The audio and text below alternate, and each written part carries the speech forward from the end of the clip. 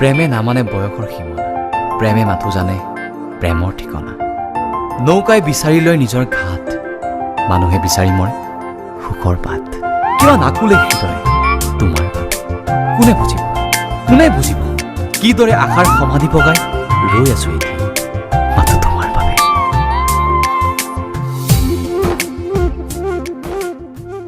Good morning everyone. So it's 3:30 in the morning and I am already awake. Husband अभी भी सो रहे हैं क्योंकि मुझे रेडी होने में थोड़ा टाइम लगेगा, तो पहले मैं चाय पी लेती हूँ, फिर नहा के रेडी हो जाऊंगी। उसके बाद हस्बैंड को उठाऊंगी और जब तक वो फ्रेश होते हैं तब तक मैं अपना मेकअप कर लूँगी। आज का डे काफ़ी एक्साइटिंग होने वाला है बिकॉज आज हम जा रहे हैं पोर्ट ब्लेयर से एक ब्यूटीफुल आइलैंड पे which is called Havelock island. हमारी क्रूज 6:15 AM की है और बोर्डिंग टाइम है 5 AM को फ्रॉम हड्डो जेट्टी।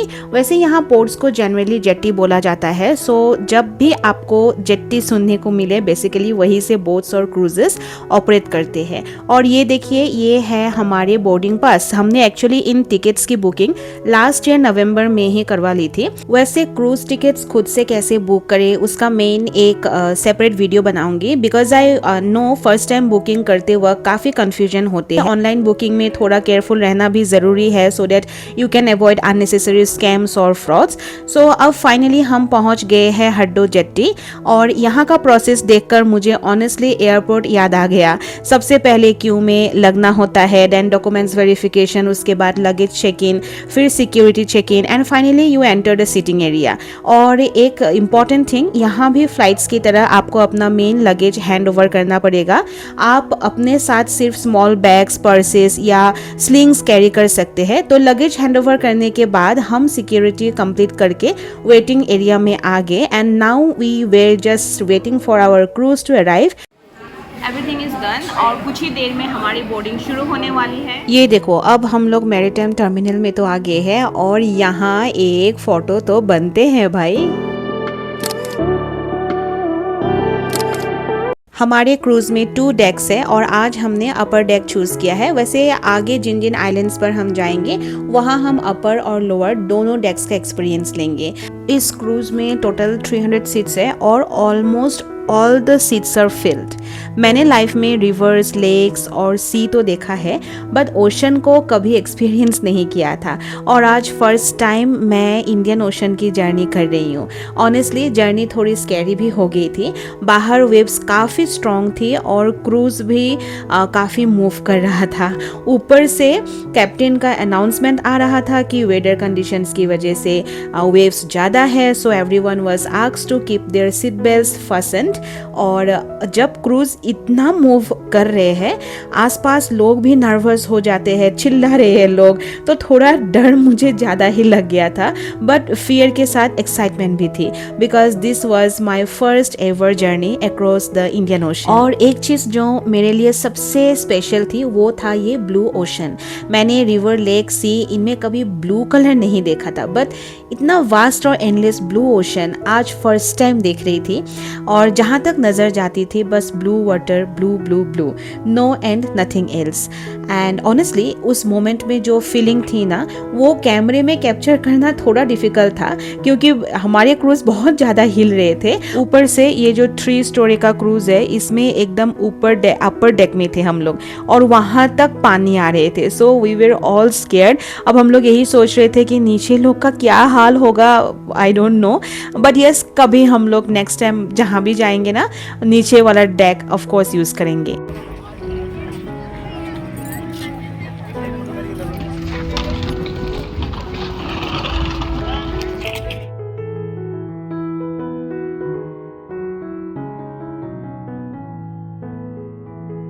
तो चलो अब हम होटल में चेक इन करवा चुके हैं, फ्रेश भी हो गए और कुछ खा भी लिए। यहाँ ओशन फूड और फिश के काफ़ी वैरायटीज़ मिलते हैं तो हमने डिसाइड किया कि पूरे ट्रिप में मोस्टली ओशन फूड ही ट्राई करेंगे। We're in a Havelock and now we are going to where it's Kalapathar or something. Kalapathar.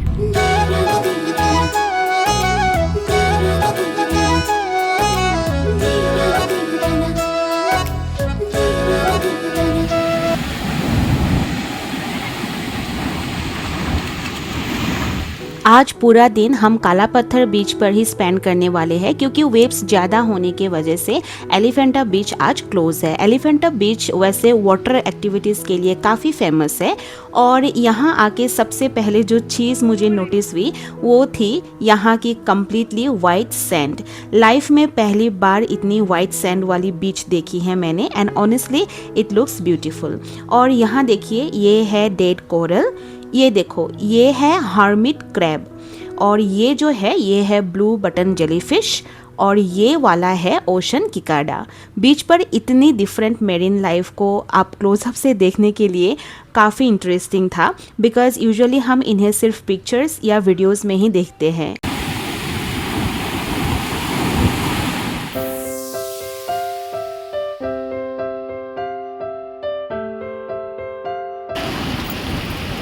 एक बड़ा सा कोरल दिखा रहे हैं, वो मैं आप लोग को भी दिखाती हूँ।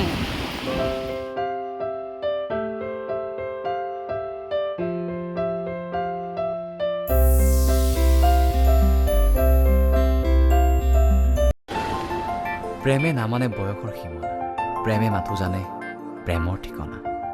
নৌকাই বিচাৰি লয় নিজৰ ঘাট, মানুহে বিচাৰি মৰে সুখৰ পাত।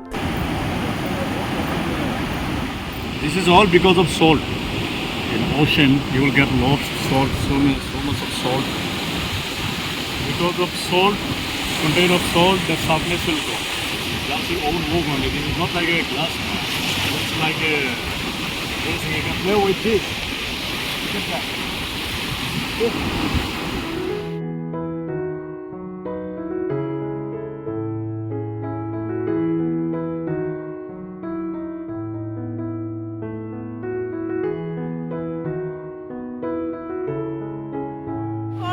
Coral. We'll see many corals in Neil Island, I think.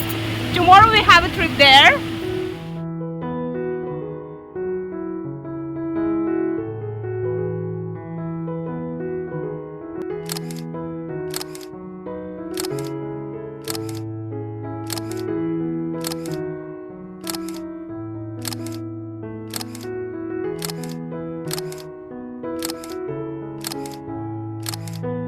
अब आप लोगों से इंट्रोड्यूस करवाती हूँ राधानगर बीच से। हमारे रिजॉर्ट और बीच में सिर्फ 100 मीटर्स का ही फ़र्क था, सो इवनिंग स्पेंड करने के लिए ये परफेक्ट स्पॉट था। और यहाँ की सैंड भी बिल्कुल वाइट एंड सॉफ्ट है। इवनिंग में बीच का वाइब और भी ब्यूटीफुल लग रहा था। Perfect place to just sit, relax and enjoy the view. Radhanagar beach पे हम लोग आए तो इस बीच में एक्चुअली खेलने के लायक है, इसीलिए अभी बैग जो ला रही हूँ मैं, सोचा था इधर थोड़ा सो लेंगे, बट बैग जो लाई हूँ और मोबाइल जो एक्सेसरीज हमारे पास है वो सब अभी होटल तो एकदम पास ही है, रिजॉर्ट में रख के आती हूँ और यहाँ खेलती हूँ। ऑफ कोर्स वीडियोस शायद नहीं हो पाएगा बिकॉज मोबाइल भी उधर ही रहेंगे।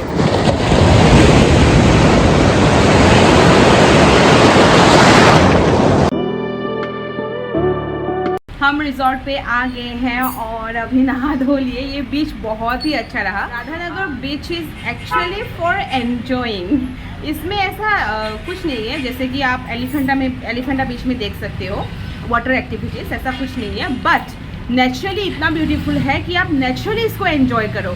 तो इसलिए हम लोगों ने आके अपना मोबाइल वगैरह सब रख के गए क्योंकि यहाँ जगह है, लॉकर होते हैं इधर, बट वो लॉकर में 40 रुपीज़ लेते हैं। इसीलिए सोचा कि अगर रिजॉर्ट पास में ही है तो ऑफ कोर्स रख के जाते हैं। एंड अभी मैं आपको नज़ारा दिखाती हूँ कैसे टूरिस्ट के गाड़ियाँ अभी वापस जा रहे हैं।